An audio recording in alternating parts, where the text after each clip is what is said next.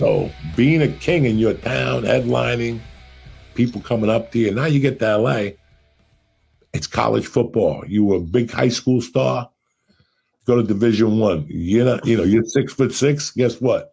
There's 20 motherfuckers like that now. And they all run the 40 faster than you, bitch. You're like, and you get there and these guys are jumping. Here you thought you were Johnny Atlas. Right. Your high school program made you believe you were Johnny Atlas. And you bought it. You ever see that movie with Clint Eastwood and Justin Timberlake and Amy Adams? Oh. He plays a scout. Right. And the kid is like, they're blowing smoke up his ass. The father's walking out of there like, he's not doing nothing for $10,000, Who's this dumb motherfucker trying to hit me now? See, these are the people that piss you off. They don't bother you all day. Then they want to bother you when you're on the fucking podcast. So, he gets to the Atlanta Braves. The Mexicans throwing heat at him, Santiago, whatever his fucking name was. Right. And the kid melts because he's been getting blown smoke of his ass for fucking 4 years. That gentle of a mind cannot take that. Your mind cannot take that at that age. Not too many people could run with the punches with that. That's a rough fucking move. So same thing happens with comedy. You just went up to Montreal and people laughed and shook your head. Then you stumble into the Comedy Store and you got to follow Bill Burr. After he followed Theo Von and he followed Lucy Liu and she followed Whitney Cummings and on and on and on and on. Somebody saw you in a club in New York and decided to test you up in Montreal again, put you in Montreal where people are dying to find a new face. Oh my God, he's 28. He's so witty. Comedy Central gives him a deal, and then he stumbles into the fucking store with ego. Right. And ba-boom. Ba-boom. You see them. I saw it 1,000 times. That's tough, that rejection. When you're used to doing so well. Yeah, 3 years from now, you're touring and you go to a club and he shows up. Hey, what happened to you? Oh, my grandmother, she lost her toe with diabetes and I had to move back. I get it, brother. I'm still headlining. I do this. I do cruises part-time. Yeah, that was too much. What else? I'm doing great, man. We were talking about comedy. I just not having shows is like the worst. I haven't had that in a while, and it was the worst. Week. It's a rough week, but after the week you had, listen, sometimes everything helps a little bit. Now your body got a chance to rest, your mind is clear, and your mind learns something from that muscle memory in Vegas. You learned a lot of things. That's a big stage, different type of people, different type of clientele. It wasn't what you expected. You thought it were going to be Sinatra people with tuxedos. Oh, no, a lot of air tanks and oxygen tanks and fucking patches and people with spots like me. And, it's not the clientele you thought. But you learned. You learned, and it taught you how to rough it. You have to sleep at night, that hotel with fucking a suitcase in front of your door because they will break in there.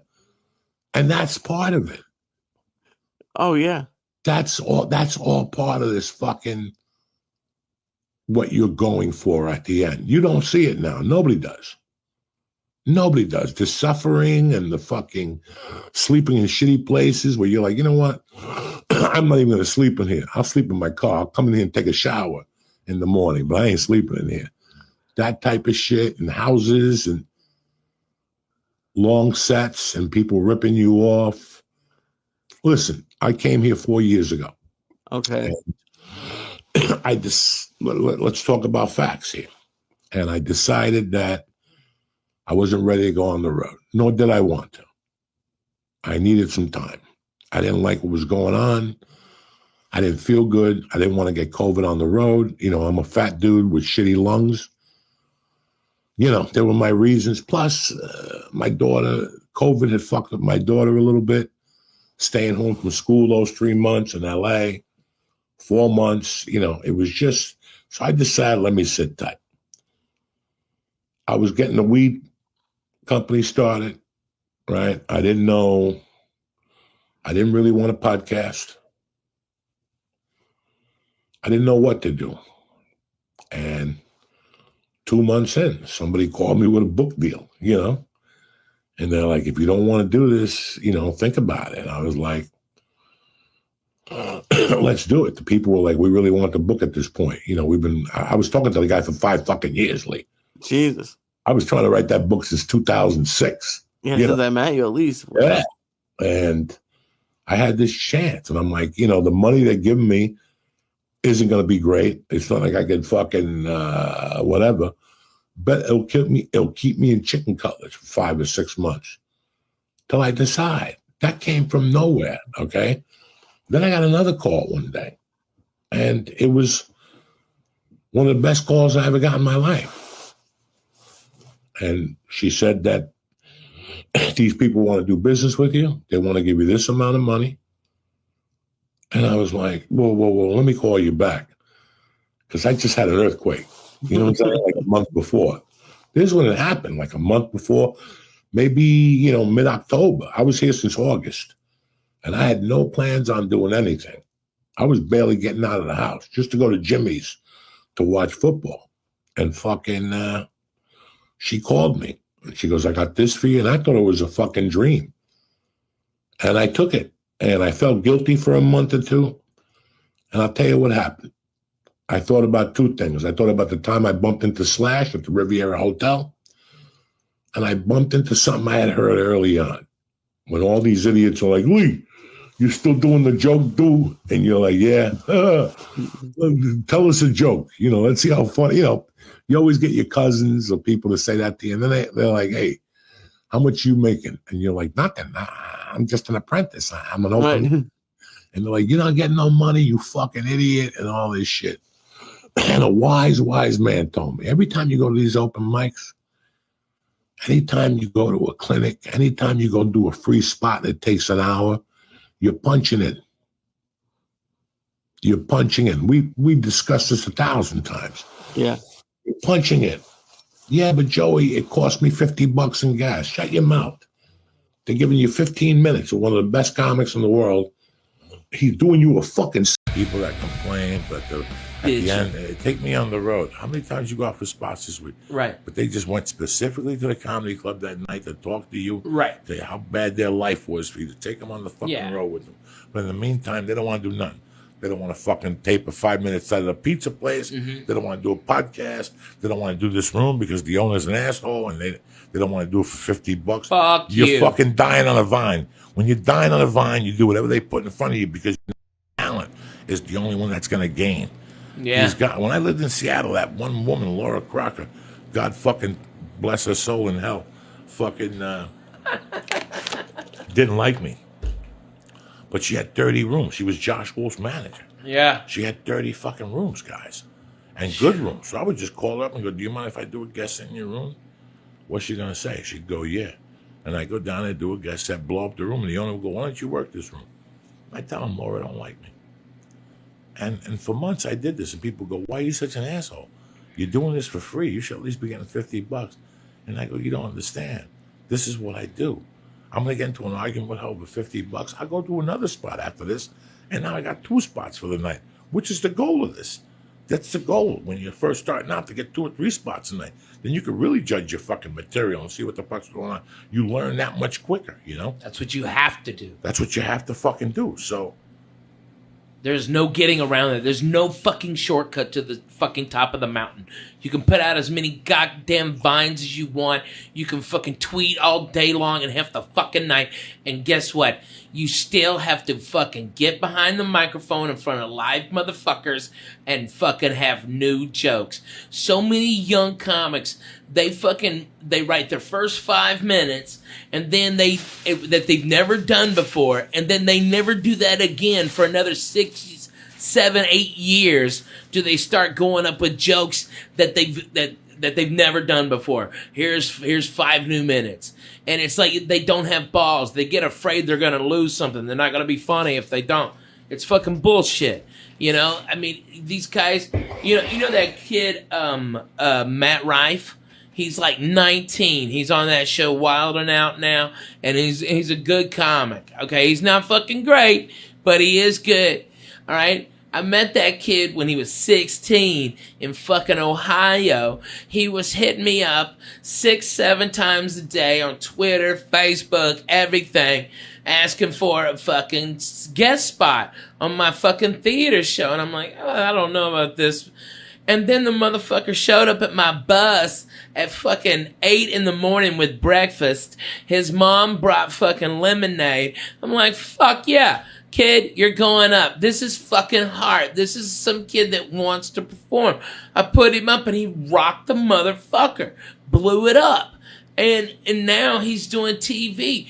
But it's that heart, that initial fucking nothing can stop me from making my goals happen.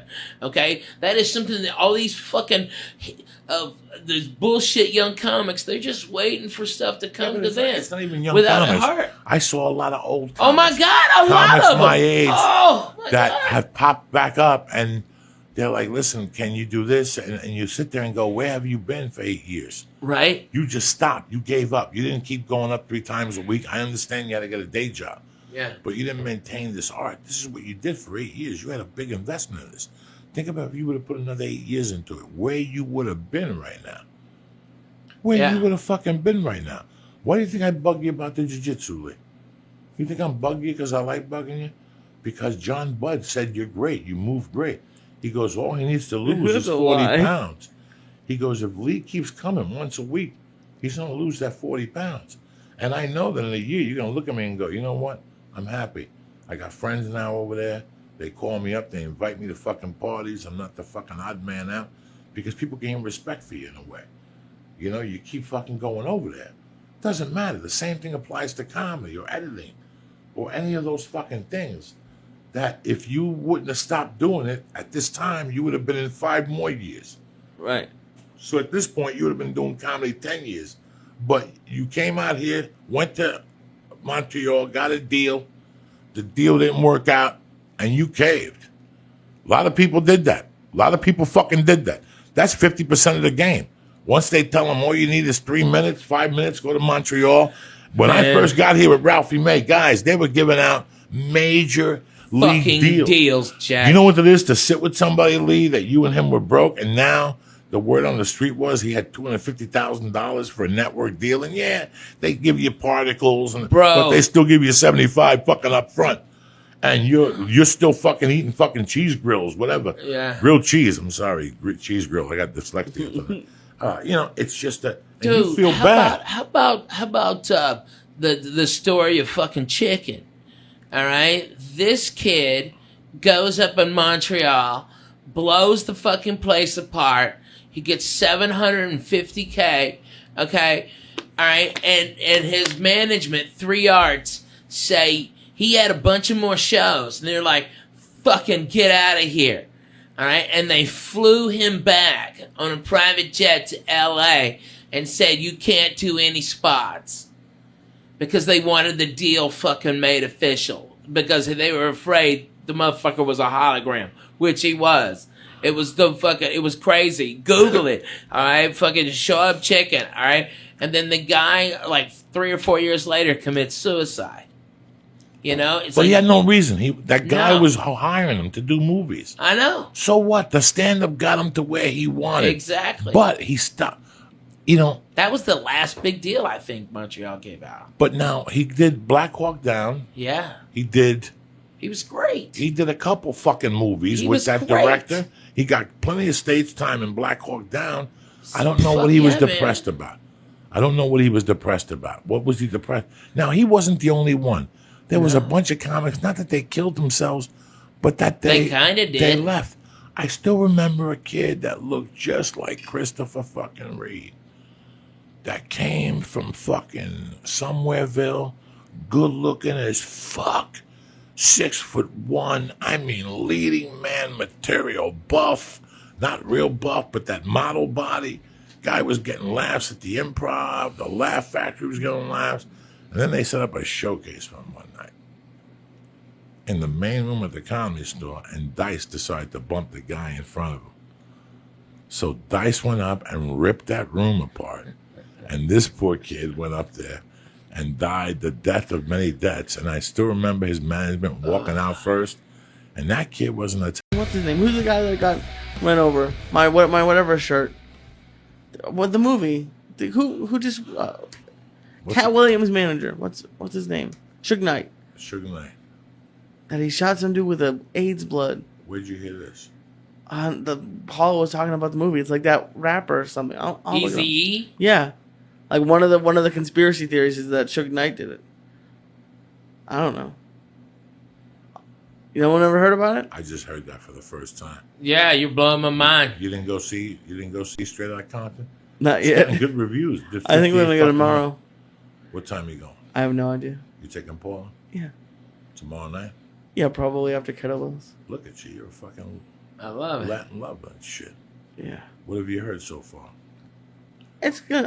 People say it's good. Did she see it, Paula? No, not yet. But I'll see it. I saw Dope. That was good. Have you seen that yet? No. What's That was Dope? really good. What is it about? It was about this nerdy black kid in Inglewood, and I'm really high, so I don't remember the rest of it. But it was good. It was kind of around the same. Like he was like nerdy. I don't know what he was doing. Oh yeah, he got a bag from a drug dealer, and they wanted to get him. That's a great story. Yeah. That's really... This is what happens. Why you gotta bother me with this shit for? Why do you gotta ask me questions? I We're don't having know, a good 'cause I thought conversation. you give me a good You fucking give me all movie. this fucking... I asked you about give me Straight... all this fucking I asked you about Straight Outta Compton, not fucking I haven't seen Dope. it. You know I haven't All you gotta say is I haven't seen it. But then you're like, I don't know about Straight Outta Compton, but I know about the movie Dope. I saw that. It's about a kid who bought a bag of dope and moved on. Where the fuck everybody buys a bag of dope, Lee? That's all you got from me.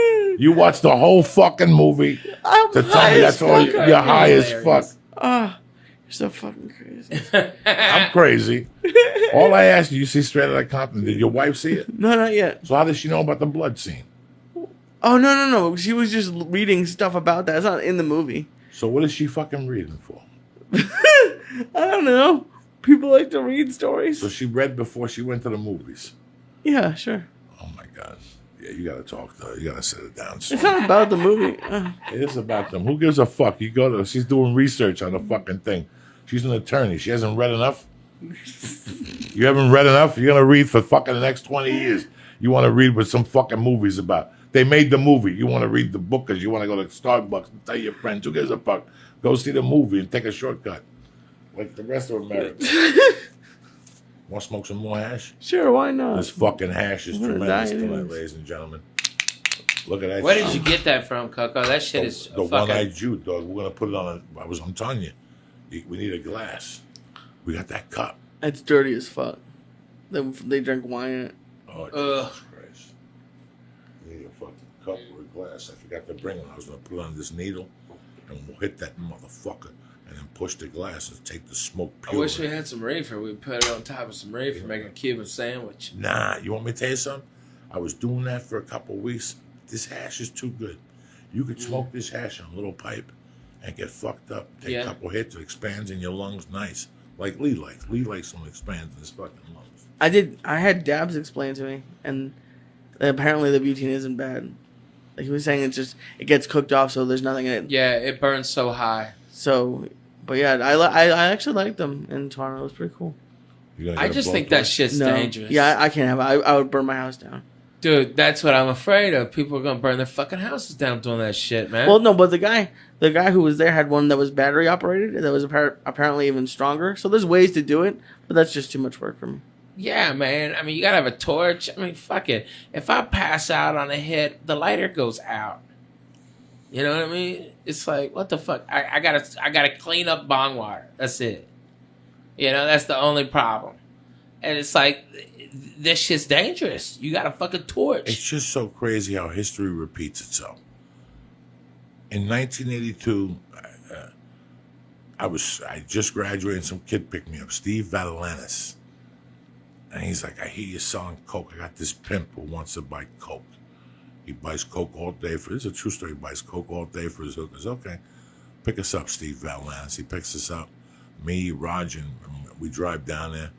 And that's the guy who kept saying every time we made a turn, he'd go, "That was tremendous."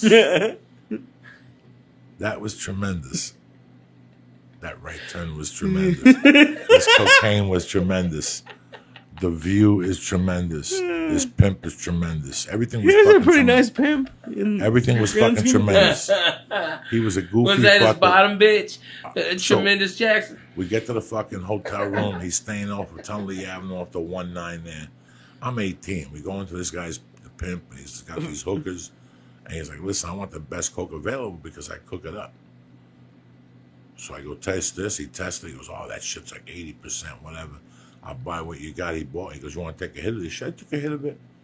Was I impressed, guys? It took me 8 months to get high on coke. That's how much of a fiend I was. For 8 months, I thought people were lying to me. I thought people were putting me on. I would do coke and nothing would happen to me. And everybody else would be fucking, "This is great." And I'd be sitting there going, "Oh, Jesus. These fucking saps are paying $50 just to tell people they're getting high." But then I did something. I had a drink one night. And once I had the alcohol in my system, the coke hit me. And I was like, "Oh, I get it now. I got to drink a little vodka to get this fucking cocaine flowing." I don't remember when that story started. Me neither. Who gives a fuck? I love it. That's the best thing about it. So I don't even know what we're talking about. Why you gotta laugh like that for? It sounds like, look at the shape of this poor bastard. What's your wife making, a turkey sandwich? I Call don't her know. up. Tell her there's no fucking turkey allowed. Oh my god. If I want a turkey sandwich, I'll marry a chick named Mary. I'm married a chick. I don't keep carne asada at my house. Well, tell her to fucking walk over to Rouse and get you a nice little fucking pig leg and cook that motherfucker up with some garlic so when the master gets home. Are you not the master or what? What the fuck? You don't put a cape on and tell her you're the master disaster? Walk around with your dick out and tell her, "I don't give a fuck if you're the attorney, I'm the law." You know what I'm saying? I don't. You gotta represent yourself out of sucking this mule. I married a Jew bride. I don't say that shit. Oh, I no, like can't all say my that. stuff, player. I can't say that shit either. You always get me in trouble. Lee, you're so fun to hang out with, Lee. I Listen, like man, hanging out I'm with proud of Lee for going to Toronto and taking a chance. you. Good for you. You know, man, you and I have discussed heart for years, and it bothers you more than it bothers me. And then I would put, 1,400 milligrams of ABX in there. It was Michael Jackson tea. Yeah. By the time I got finished with it, it wasn't even tea. It was like a fucking silk of oil on the top. It was just amazing. And I would drink it and I would get fucked up. But I didn't know what my reaction would be every night. I didn't know if I was going to pass out. I didn't know if I was going to eat half the kitchen. Some nights, whatever was in that fucking junk would make me stay up and do fucking somersaults down here. And I'm watching TV and I'm smoking dope outside. And I'm like, And then one night, we moved in on the 4th and the 2nd. Okay. And my sister-in-law died on the 5th. Damn. Okay, so we moved here like on a Saturday. Me and my sister-in-law got off the phone on Tuesday. And by the time I went to the Stress Factory and pulled into the garage to do a set with Tim Dillon, my other sister called me and she goes, "Did you hear the news?" And I go, "No." And she goes, "Your sister-in-law died, Sherry." And I go, "I just talked to them at 6 o'clock. It was like 9:30, 10 o'clock at night." Holy shit. It was a fucking weird week. So I'm sitting down here about a week later, blasted out of my fucking mind. And I'm starving. Let me go upstairs to the kitchen, see if there's any salami and cheese, whatever I was eating those days. And I walk upstairs, Lee, and 1 minute I'm eating, and the next minute, Lee, the kitchen looked like a bomb dropped. I've been Right. there. There was cheese puffs and fucking white bread and fucking salami on the floor. And I had opened up like a fucking iced tea and it would leak. And in the middle of all this, I'm sitting in the fucking kitchen. Lee, you just won't believe this. It's 4 o'clock in the morning. I'm sitting in the kitchen and I'm looking at the light in the living room. Okay. It's not a chandelier. It's just like a little light that hangs. Right. For some reason, God made me look at that light. And the next thing you know, I heard a fucking rumble, Lee. Like the house was shaking and shit. And I'm like, this has to be a bad dream. I'm going to tell you the truth. I'm telling you the story for the first time, the truth. I'm looking at that chandelier shaking, and I'm feeling the cabinets are shaking and the plates and shit. Okay. And once it stopped,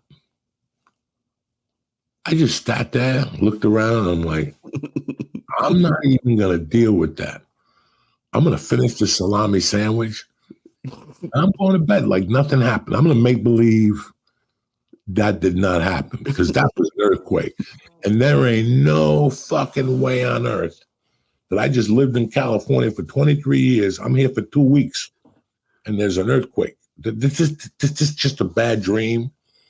This is the edibles. This did not happen. And I went to fucking bed. And when I got up that morning, there was a fucking earthquake in Freehold, right where Ken, the Chinese guy is. Right. It was right down there, Lee. I woke up the next morning like, what the fuck did I do? What do you mean? You thought like it was like your fault? That was God telling me I made a mistake or I brought an earthquake with me from Cal. I mean, I woke up the next day and that was all on Twitter. You brought a fucking earthquake with you, you fuck. Holy shit. That's crazy that you think you would blame yourself for that. I didn't blame myself. I just thought I had the malouk on me. I thought, fucking, this was my sign that this was not going to be any bueno and shit. Holy. And then how does that relate to the one that just happened? I was telling him the story. And then the woman, that his ex-wife, is also a trainer in the gym. She came out of a different room and she goes, did you feel that earthquake? Right. And that was an earthquake. And I told him the story of what happened to me. He was dying of laughter.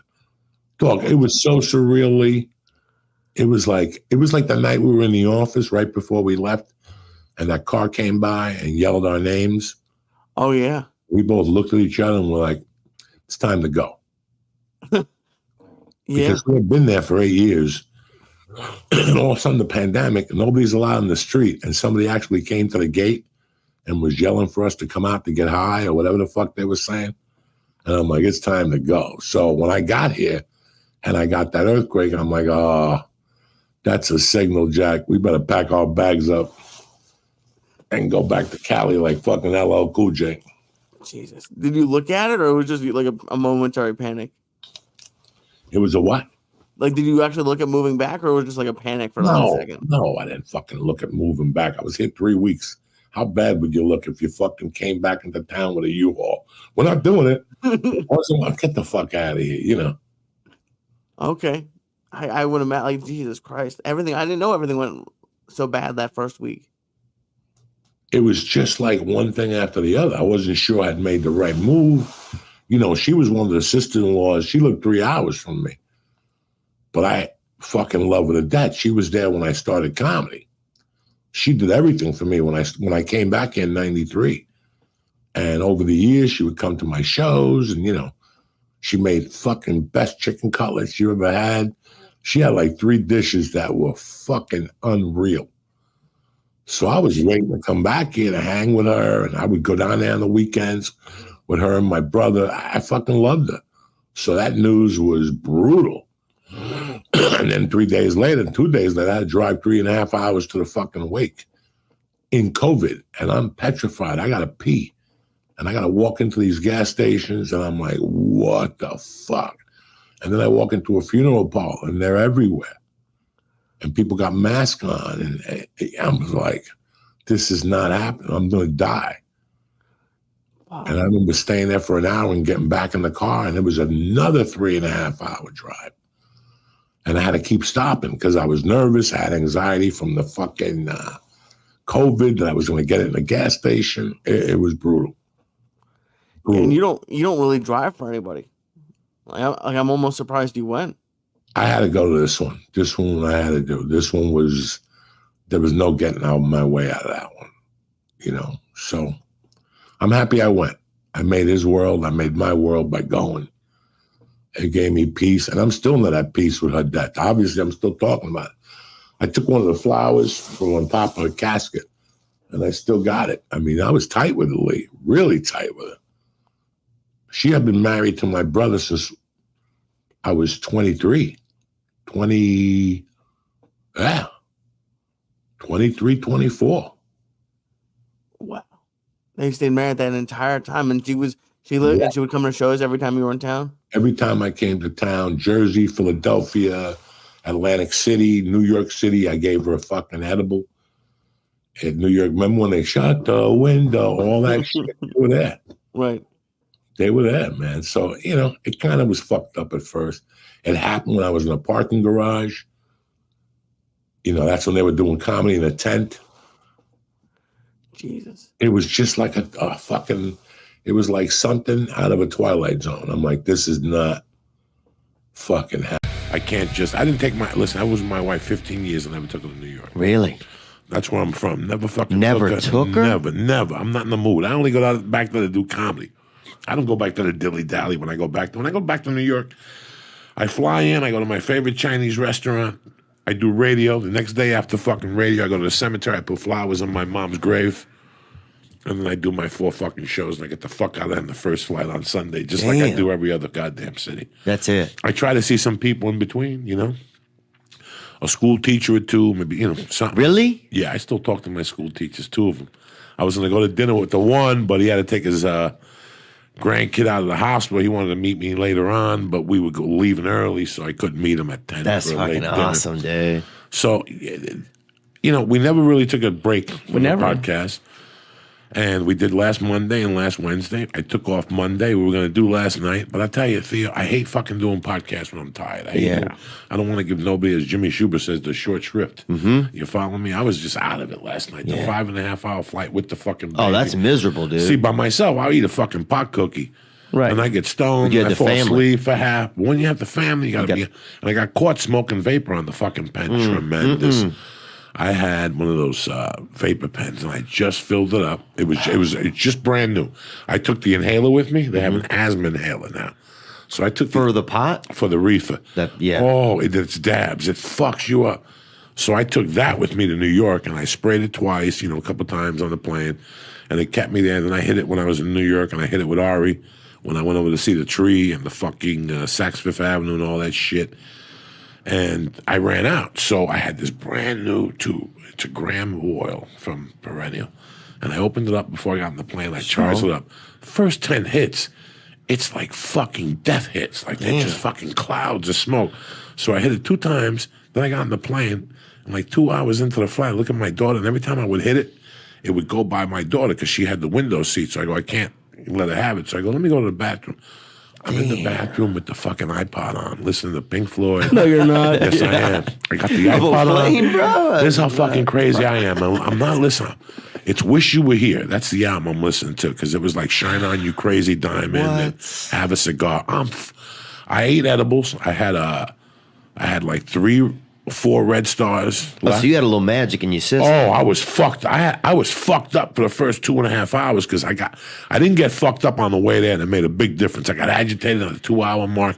At the 2.5-hour mark, if you don't have something, once Mad Max is finished, right, you're ready to kill a motherfucker on a flight. Mad Max is not the movie to watch on a fucking plane because there you are sitting there, everybody's driving, jumping over people and shit, shooting motherfuckers, and you're sitting there next to like some fucking politician or some shit. You want to get up. You want to get up. So I said, fuck that. So I dosed myself on the way out. Damn. I had Virgin. I had main cabin select. It's the one behind first class. Mm-hmm. So we could all sit together because in first class, we couldn't all sit together. I would have to sit by myself and she'd be fucking crawling back and forth. So we're like, fuck that. Just get the main cabin select. How tall is the child you have? She's a fucking midget. She's 3, She's just a little baby. But how tall do you think she is? She's up to... Oh, that's not very tall. No, she's a little baby. Oh, that's not very tall. So I got up, I go to the bathroom, I close the fucking door, and I'm in there and I'm hitting this pen, and I see clouds, Theo, and I'm like, wow. What color was that? Fucking clouds of smoke, and I'm hitting this vapor, and I'm hitting this fucking sound. With your iPod on. With the iPod on, listen to fucking Shine On You Crazy Diamond. And all of a sudden I hear... And I see the little red light going on. They're like, open up. Are you smoking in there? And I put the thing in my pocket, and I take this out, and I blow a couple clouds of this shit. And I go, hold on. Like I'm putting my dick in my pants, which I really did piss. And then I fucking wash my hands, and I open the door. I go, what's the problem? And she goes, were you smoking in here? I go, no. Wow. I go, do I look like I was smoking in here? Do I look like And she it? looked at me. She goes, does it smell like smoke? And she took, they take everything out, the garbage. They do everything. They look for the cigarette. Yeah. Oh, wow. And now, what were you doing the whole time? Just standing there? I'm like, standing there going, I don't know what anything? happened. I banged it. When I came in, the plane shifted and I hit the wall. And that's the next thing you know, you people were knocking on my thing and they're like, we don't smell no smoke. I wonder what made it go off. And I'm sitting there going, they fucking know. They're just playing me. Oh, really? But then they were cool the rest of the flight. Espionage, bro. I sat there. They were cool. And then at the end, I gave my wife the keys. I told my wife, I go, listen, they called me in the bathroom. I'm going to get arrested, so take the car keys. I'll see you at the house. What did she say? She just fucking looked the other way and like shook her head. What is my wife going to fucking say at this age? Damn. I'm 50. What are you going to say to me? You're punished. Well, that, And then I walked off the fucking plane like I owned LAX. Wow. Nobody said dick to me. I And that was, did you think, though, somewhere in your head that whenever you got to LA, there was going to be people oh, there? fuck yeah. They've been waiting for me before. I've been approached at the plane one time on the way to Columbus. Is it kind of cool or is it just fucking not cool? If you're getting off a plane, you got an ounce of weed in your nutsack. Yes. It ain't fucking cool. Be uncomfortable. But if you get off the plane and you're cool, you know, you don't, like the one time I was in Columbus, I had weed on me. And some guy said, I didn't do nothing. He leaned back and I go, hold on 1 second. He turned on. He goes, fuck you. So I said, fuck you or something. I kicked the chair and he went and told the stewardess. So I was the bad guy the rest of the fucking flight. Damn. oh, jeez. And then do you start to feel like the fucking bad guy, too? You're like, oh, you want a nah, bad guy? You start yeah. saying shit in your head. You want a fucking bad Fuck guy? with me, cocksucker. Put that seat back again. Yeah. And here's what happened. We went to Columbus. They got us off the plane. They got statements from both of us, and they let us go. And a year later, I got on the plane. That same fucking guy's on the plane. I go, how you doing? And he just sat there the whole time like a little fucking... So in all your years Animal. of being on the plane and like having weed under your nut and all that, you never once smoked a cigarette in the plane? No. Wow. In 1983, I was You flying used to back be from- able to, didn't you? Yeah, you could smoke in the flights. In Russia, you kind of heard. Really? Mm-hmm. Do anything in smoke? Russia? No, But I heard that you can, though. you could smoke in like certain areas. You could smoke on a plane. But I'll tell you what I did see one fucking time, though. Fuck, you broke my taint. I don't even know what I was going to say to you. Smoking on a plane. Smoking on a plane. Smoking on a You plane. Russia? You never once smoked on a plane? Yeah. No, but in 1984, February 1984, I got on the plane in Aspen. It was Aspen, Denver, Jersey. And on the way back from Denver to Jersey, there was a soldier next to me, and I had a brown bowl and weed. And I'm like, you want to get high? That's when you could smoke cigarettes on a plane. Dang. And he's like, let's go do it. We went to the back fucking of the thing. Me and this guy had a wooden fucking bowl. I put the weed in there. We each took 2 puffs. The whole plane smelled Of like course. weed. Wow. They were pissed. Who's smoking marijuana on the plane? We're going to search. They didn't do shit. I walked out of there with that soldier saluting the cops and shit. You got to take a chance from time to time, you know? For a soldier, you got to, bro. I'd get a soldier high. Fuck, I'd get him doped out of his brain if I had enough dope for him.